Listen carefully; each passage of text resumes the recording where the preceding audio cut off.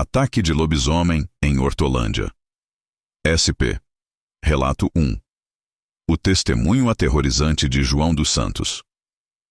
Meu nome é João dos Santos. Sou zelador aqui em Hortolândia há quase 20 anos.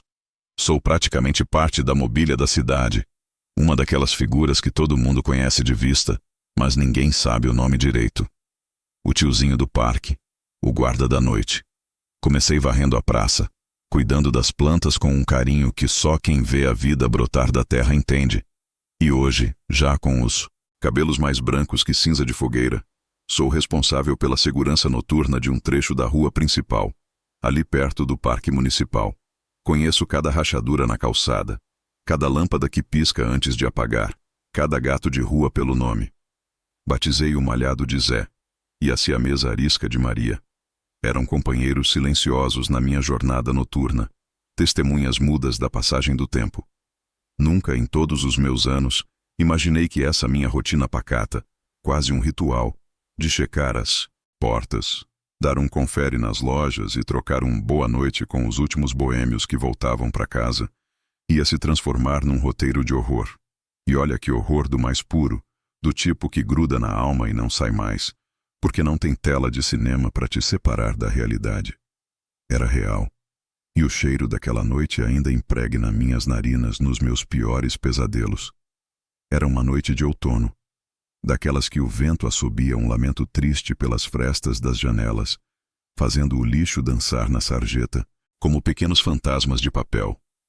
O céu, pesado e chumbo, parecia um cobertor grosso sobre a cidade, escondendo qualquer vestígio de estrela, embora eu soubesse, pelo calendário pendurado na minha cozinha, que a lua cheia estava lá em cima, majestosa e oculta, exercendo sua força silenciosa sobre o mundo, sobre as marés e, como eu viria a descobrir, sobre coisas muito mais sombrias.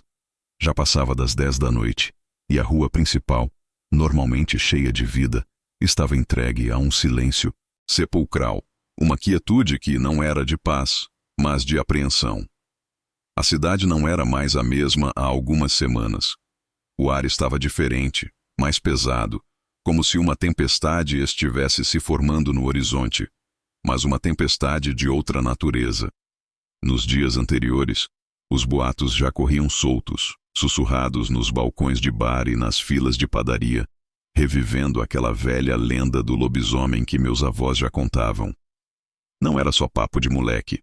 Seu antenor, dono da borracharia, jurou de pé junto que, numa madrugada, enquanto fechava a oficina, viu um vulto enorme, rápido demais para ser humano, pular o muro do cemitério.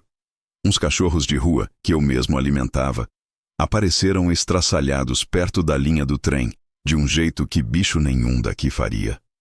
A gente tentava achar lógica, culpar pitbulls raivosos, gente ruim, qualquer coisa que se encaixasse no nosso entendimento de mundo.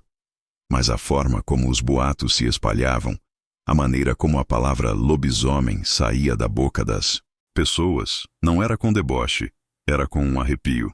Era a ressurreição de um mito antigo, uma peça do nosso folclore que parecia ter decidido sair dos livros de história e caminhar entre nós. Eu, calejado pela vida, tentava rir. É coisa da imaginação do povo. Eu dizia para minha esposa, a Cida, antes de sair para o trabalho, enquanto ela ajeitava a gola da minha jaqueta, os olhos cheios de uma preocupação que ela não nomeava, mas no fundo, um medo primordial, uma semente de pavor, já brotava no meu peito. A gente sente quando o mal está por perto, é um frio na nuca, um instinto que a cidade grande não conseguiu apagar. Naquela noite fatídica, enquanto fazia a minha ronda, a lanterna cortando a escuridão, escutei o grito. Não foi um grito de briga, de susto. Foi um som rasgado, que parecia vir das profundezas da alma de alguém. Um grito de quem viu o inferno de perto e soube que não haveria escapatória. Veio lá de dentro do parque. Por um instante, congelei, meus pés pregados no chão. Meu instinto, aquele que herdamos dos bichos, gritava para eu correr na direção oposta, me trancar em casa e fingir que nada tinha acontecido. Mas meu trabalho, minha consciência de homem simples, me empurraram para frente. O grito era a personificação do terror. Peguei meu radinho, a mão tremendo de um jeito que mal conseguia apertar o botão, e avisei a base. Vou verificar um barulho estranho no parque, possível ocorrência. A voz saiu esganiçada, não era a minha. E fui. Cada passo em direção à entrada do parque parecia pesar 1 tonelada. O portão de ferro, com suas volutas enferrujadas, parecia a boca de um monstro. O breu ali era mais denso. As árvores antigas, com seus galhos retorcidos, pareciam monstros adormecidos que poderiam despertar a qualquer momento. Liguei a lanterna e o facho de luz dançava, trêmulo, revelando pedaços da escuridão, mas nunca o todo. O silêncio que se seguiu ao grito era quase pior. Um silêncio pesado, carregado de expectativa, que me dava a certeza de que alguma coisa sobrenatural, uma presença maligna, estava me observando das sombras. Foi quando um estalo de galho quebrado, muito perto, à minha direita, me fez pular para trás, o coração disparado na garganta, o gosto amargo da bile subindo. Iluminei o local e vi nada. Apenas o balé fantasmagórico das folhas no chão. Continuei andando, mais por teimosia do que por coragem, sentindo o cheiro de terra molhada e flores noturnas. E foi aí que eu vi a cena que viraria meu pesadelo recorrente, o diorama do inferno gravado nas minhas pálpebras. No chão, perto de um banco de madeira, a terra e as folhas estavam reviradas numa fúria silenciosa, como se um pequeno furacão tivesse se formado ali. Marcas de luta, de desespero, e no meio da bagunça, um relógio de pulso com o vidro estilhaçado, os ponteiros parados para sempre, e um pedaço de tecido azul, rasgado com uma violência que só garras poderiam infligir. Um cheiro forte, uma mistura de mato molhado com algo metálico e adocicado, que meu cérebro se recusava a identificar como sangue, pairava no ar. Na hora, não foi um frio na barriga. Foi um vácuo gelado no estômago, como se meu corpo soubesse, antes da minha mente, que eu estava diante de algo profano. Aquilo não era briga, não era assalto. Era carnificina. Era a assinatura de um monstro. Liguei correndo para a polícia, a voz embargada, gaguejando as palavras. Manda reforço. Parque Municipal. Aconteceu alguma coisa feia aqui. Muito feia. A espera pelos policiais, que não deve ter durado 10 minutos. Pareceu uma vida inteira. Fiquei ali, paralisado, a lanterna fixa naquelas evidências mudas de uma violência inimaginável, esperando ver a criatura sair das sombras para me buscar também. Enquanto esperava, a vizinhança começou a acordar. Luzes se acenderam. Dona Maria, uma senhora de quase 80 anos, desceu de camisola e me agarrou pelo braço, os olhos esbugalhados. Seu João, era ele, o lobisomem. Eu vi da minha janela. Era um monstro peludo, correndo como o diabo. A gente riu de puro nervoso, mas ninguém estava achando graça. O medo tinha se materializado. A Polícia Civil chegou, com peritos de macacão branco que pareciam astronautas em um planeta alienígena. Isolaram a área com fitas amarelas que dançavam ao vento. Tiraram fotos com flashes que cortavam a noite. Recolheram as evidências com pinças, como se fossem relíquias de um altar profano. Fui o primeiro a depor, ali mesmo. Contei tudo. Um dos policiais mais novo me olhava com desdém. Tem certeza que não bebeu hoje, seu João? Aquilo me feriu. No fim das contas, a busca não deu em nada. Nem agressor, nem vítima. Evaporaram. Mas as marcas e o terror que se instalaram na rua principal eram mais reais do que qualquer coisa. Depois daquela noite, a vizinhança morreu um pouco. O medo se tornou o novo zelador noturno. O impacto disso tudo na minha vida foi devastador. Por semanas, o sono era um luxo. Fechava os olhos e ouvia o grito. A Cida me abraçava, mas o tremor no meu corpo não passava. A notícia se espalhou como praga. Virou manchete. A palavra lobisomem, a ideia de uma maldição, dominava as conversas. O mistério, a falta de respostas, só alimentava o pânico. A polícia, pressionada, intensificou o patrulhamento, mas era como tentar pegar fumaça com a mão. O sumiço da vítima continua sendo um arquivo empoeirado na delegacia. E o medo desse monstro, dessa lenda que provou ser mais do que história, continua a assombrar Hortolândia. Eu continuo fazendo a minha ronda. A Cida implorou para eu largar o emprego, mas a teimosia não deixa. Só que agora, cada sombra que dança com o vento parece ganhar a forma daquela criatura. A rua principal, meu lugar no mundo, virou o cenário do meu pior pesadelo. A gente só precisa de uma resposta para saber o que realmente aconteceu naquela noite. Para poder, quem sabe um dia, seguir em frente e tentar recuperar a paz que essa maldição, esse horror inexplicável, nos roubou. Se você chegou até aqui e sentiu o frio na espinha, não deixe de se inscrever, curtir e compartilhar o canal Sombras do Terror para mais relatos que desafiam a realidade. Relato 2. O ataque que mudou a vida de Maria Luísa Oliveira. Tchê, nunca imaginei que ia começar uma história assim, com a voz falhando e as mãos tremendo que nem vara verde no temporal. Meu nome é Maria Luísa Oliveira, sou estudante de letras, dessas que amam a lógica da gramática e a beleza da ficção. Sempre achei que a linha que separa a realidade da fantasia era bem grossa, bem definida. Mas o que eu vou contar sobre aquela noite na Praça Central de Hortolândia? Olha, essa linha se apagou e o que sobrou foi um borrão de pânico e dor. Aquilo mudou tudo. Parece enredo de um filme de lobisomem, um daqueles bem B, mas juro por tudo que é mais sagrado, o sangue que escorreu e o grito que saiu da minha garganta foram reais. Era uma sexta-feira de outono. O ar já trazia aquele frio cortante que anuncia o inverno. A cidade, Hortolândia, já não respirava normalidade fazia umas semanas. A atmosfera estava carregada, uma tensão palpável no ar. Rolavam uns ataques, gente desaparecida. A boca pequena, o rádio peão da cidade, sussurrava a palavra lobisomem.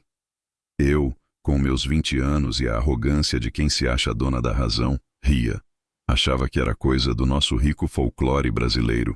Um mito ressuscitado para dar um tempero na monotonia do interior. Eu mesma, em discussões com colegas na faculdade, defendia que essas lendas eram apenas metáforas para os medos primitivos do homem. Que ironia! Mal sabia eu que estava prestes a encarar o medo primitivo em sua forma mais pura e brutal. O horror estava só esperando a hora certa para bater na minha porta. Naquela noite, eu tinha ficado até mais tarde na faculdade, finalizando um seminário sobre realismo fantástico. Outra ironia do destino. Peguei o ônibus e desci no centro.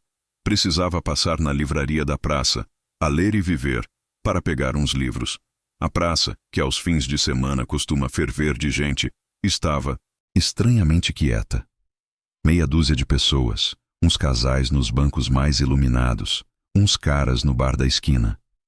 Uma calmaria que, olhando para trás agora, era sinistra. Era a calma que precede a tempestade. Saí da livraria, já era quase 10 da noite. Abracei forte a sacola com os livros contra o peito.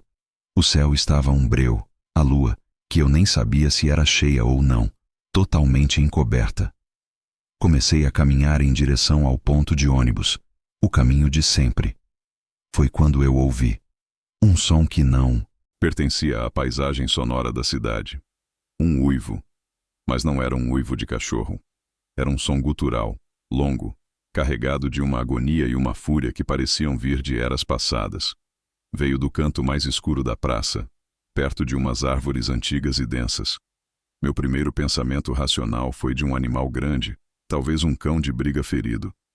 Mas o som era diferente. Tinha uma inteligência, uma malícia nele que me gelou o sangue. E então, do negrume entre as árvores, a criatura surgiu.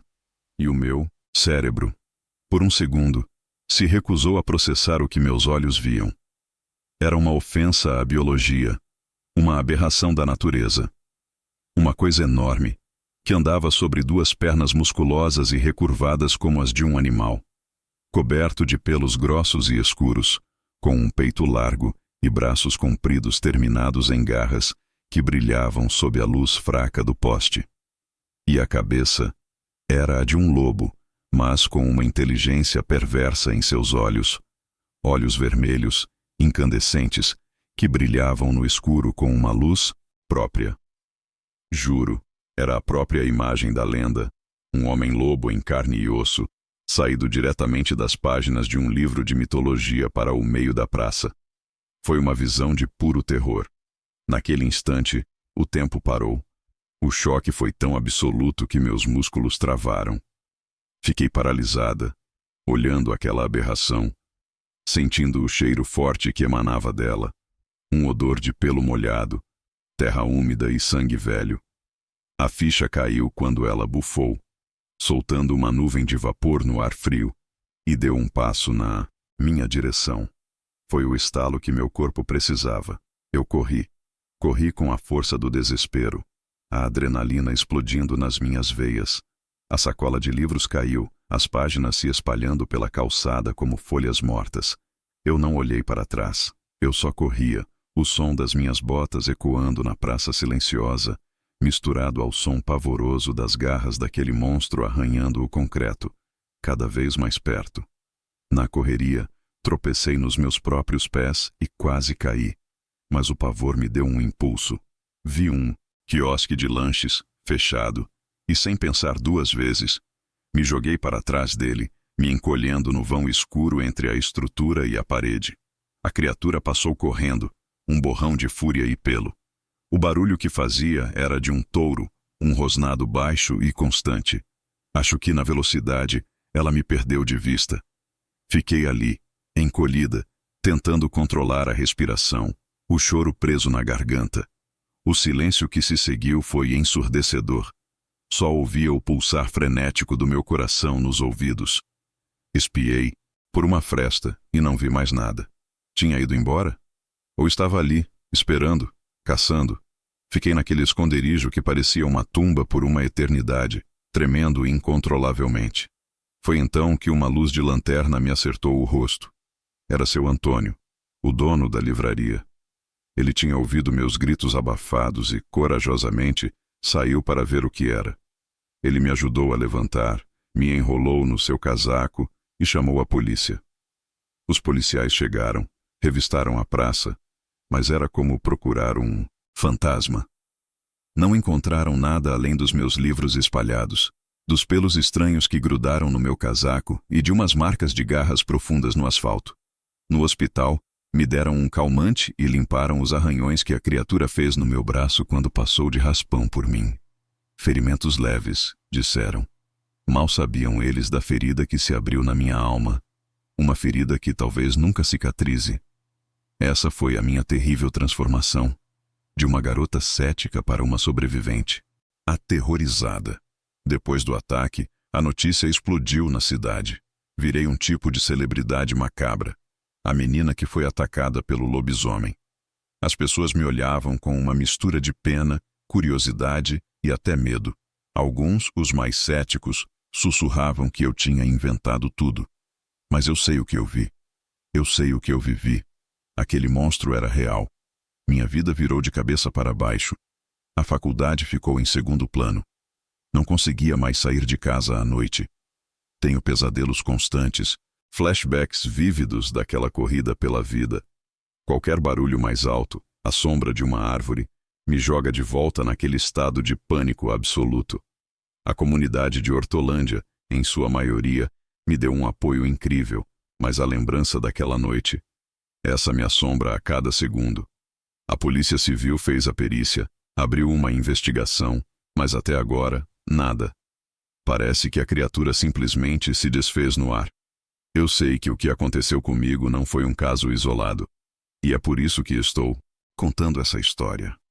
É preciso que as autoridades levem essa ameaça a sério. Não podemos ser reféns do medo na nossa própria cidade. Eu, como sobrevivente, me sinto na obrigação de alertar a todos. O horror é real e ele está lá fora. Acredito na força da comunidade e na minha própria força para superar esse trauma. Mas também acredito que a justiça precisa ser feita. Aquele monstro, aquela materialização da lenda, precisa ser encontrada. O que me aconteceu foi terrível, mas não vou deixar que isso me defina. Vou usar essa experiência para transformar o medo em coragem e o trauma em luta. Se você chegou até aqui e sentiu o frio na espinha, não deixe de se inscrever, curtir e compartilhar o canal Sombras do Terror para mais relatos que desafiam a realidade. Só que, enquanto a Maria Luísa tentava juntar os pedaços da vida dela, um cara estava fuçando nos podres da cidade, e o que ele achou na delegacia ia te deixar de cara. Relato 3. O relatório de Carlos Eduardo Silva. Ainda sinto o cheiro de café requentado e mofo impregnado nas paredes daquela delegacia. Um aroma de descaso e burocracia. Meu nome é Carlos Eduardo Silva. Sou jornalista investigativo, ou pelo menos é o que gosto de pensar. Na verdade, sou um cão de caça de histórias, um fuçador de verdades inconvenientes. E juro que já vi de tudo nessa profissão, de corrupção em prefeitura a crimes passionais bizarros. Mas o que estava acontecendo em Hortolândia, isso era diferente. Isso desafiava a lógica, a razão. A cidade, antes pacata a ponto de ser notícia só quando inaugurava uma rotatória, havia se transformado num caldeirão de medo e histeria coletiva. O assunto era um só: lobisomem. De início tratei com o ceticismo profissional que a carreira me ensinou. Balela, pensei. Deve ser algum maluco com uma fantasia ou um animal selvagem que desceu da serra. Mas depois de ler os depoimentos, de ver as fotos preliminares, de sentir o terror genuíno no olhar dos moradores, eu soube que precisava cavar fundo. E o que encontrei? Bom, digamos que a verdade é infinitamente mais complexa e assustadora que a lenda. Tudo começou de forma sutil, com desaparecimentos, pessoas das periferias, gente que a sociedade muitas vezes não dá falta. A polícia, claro, tratava como casos isolados, jogava para debaixo do tapete. Fuga por dívida de droga, foi tentar a vida em outro lugar. Desculpas prontas. Mas aí começaram os ataques. Pessoas que sobreviviam, mas ficavam marcadas, física e psicologicamente. Gente comum, trabalhadora, jurando de pé junto que viram um bicho, uma aberração, um lobo descomunal que andava em pé, com olhos que pareciam duas brasas de fogo. A vizinhança entrou em polvorosa. Os grupos de WhatsApp da cidade ferviam com teorias conspiratórias, fotos falsas e áudios apavorados. Pânico em estado puro. E no meio desse caos, estava eu, tentando juntar as peças de um quebra-cabeça impossível. Minha investigação começou, como sempre, no coração da negação. A delegacia de polícia, de Hortolândia. Fui direto ao delegado, um sujeito atarracado chamado Oliveira, com uma camisa permanentemente amassada e um olhar de quem carrega o mundo nas costas. A recepção foi a esperada. Que cê quer, jornalista? Não temos nada para declarar. Circulando. Eu insisti, joguei o nome do meu jornal. Ameacei com a lei de acesso à informação. Consegui a muito custo acesso aos boletins de ocorrência. A leitura era de gelar a espinha. Os relatos eram consistentes demais para serem invenção. Falavam em uivos que pareciam abalar as janelas, em um cheiro de enxofre e carniça, em mordidas e lacerações de uma violência inumana. Coisa de filme de terror. Mas a versão oficial da polícia, nos relatórios, era patética. Ataque de animal não identificado. Confusão gerada por pânico. Histeria coletiva. Eles não estavam investigando, estavam acobertando. A questão era: o quê? Comecei o trabalho de campo. Entrevistei as testemunhas que a polícia mal ouviu. Dona Maria, a senhora que viu a criatura da janela, me descreveu com uma lucidez apavorante. Era grande, seu moço. Os músculos se mexiam debaixo do pelo. Não era um bicho. Tinha um jeito de gente, um ódio de gente. Falei com um grupo de jovens que estava perto da praça na noite do ataque a Maria Luísa. Eles não viram a criatura, mas ouviram o uivo. Parceiro, aquele som não era desse mundo. Fez o chão tremer. A gente se olhou e só correu. Nem pensou. A cada relato, o mito se tornava mais palpável, mais real. Foi aí que notei um padrão. Os ataques aconteciam invariavelmente em um intervalo de 3 dias antes ou depois da lua cheia. E sempre perto de áreas com mata fechada. E as vítimas? Todas tinham passado por uma rua específica, a Rua das Acácias, nos dias que antecederam os ataques. Uma rua escura, com um trecho ladeado por um terreno baldio enorme. Bingo. Consegui um vídeo de uma câmera de segurança de uma loja na tal rua. A imagem era granulada, noturna, mas registrou algo. Uma figura passando em alta velocidade. Uma sombra, um vulto. Mas ao passar sob um poste, a forma ficou clara por uma fração de segundo. Não era humana. Não era um animal quadrúpede. Era algo no meio. Uma silhueta de pesadelo. Era a prova que eu precisava. Algo sobrenatural e terrivelmente real estava caçando em Hortolândia. Voltei à delegacia. Mostrei o vídeo para o delegado Oliveira. Ele assistiu, o rosto impassível. Isso não prova nada, Carlos Eduardo. Pode ser um defeito na fita. A paciência que eu não tenho se esgotou.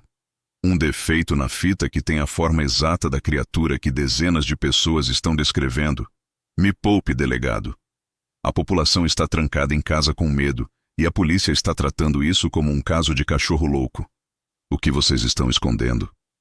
Oliveira se levantou, o rosto vermelho. Cuidado com o que você fala, jornalista. Essa cidade tem problemas reais. Não preciso de caçador de fantasma me atrapalhando. Saí de lá batendo a porta, com a certeza de que ele sabia de muito, mais do que admitia. Naquela mesma noite decidi ir à Rua das Acácias. Era noite de lua cheia. O vento uivava entre as árvores, criando um teatro de sombras. Senti um arrepio. Era como se o lugar estivesse vivo, me observando. Vasculhei o terreno baldio com uma lanterna potente. Encontrei pegadas. Enormes. Nem humanas, nem de lobo. E o cheiro?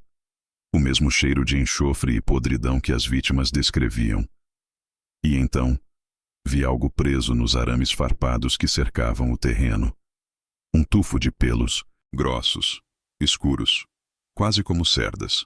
Recolhi as amostras com cuidado, usando uma pinça e um saco plástico do meu kit de reportagem.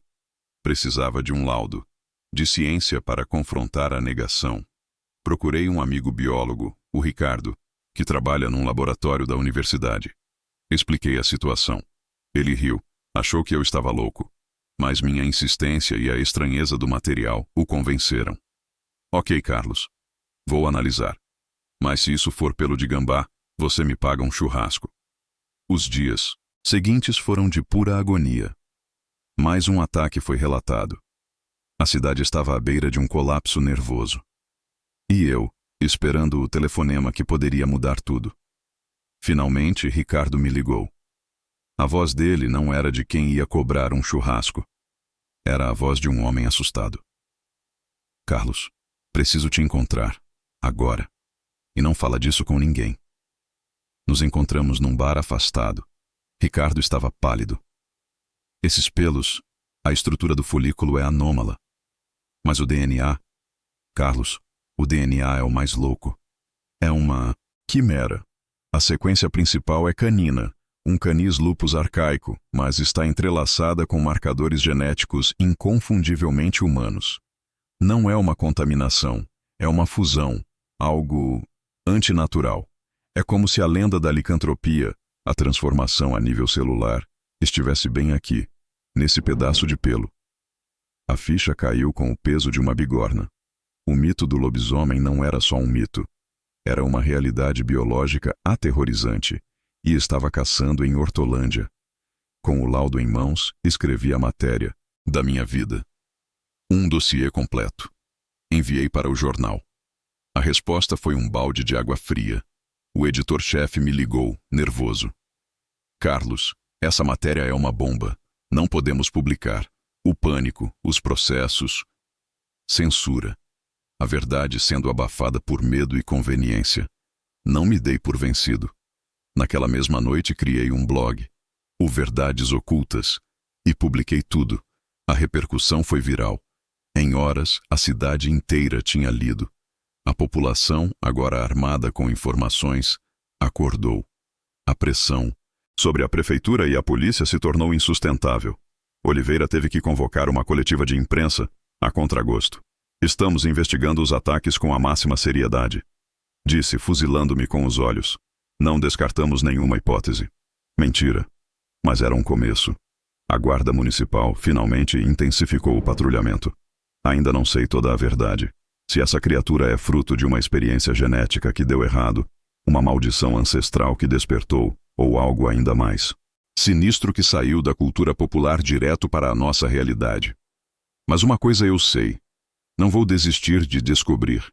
E vou continuar usando a única arma que tenho, a verdade, para denunciar a falta de transparência das autoridades até que a justiça seja feita. A caçada à verdade por trás desse horror está apenas começando.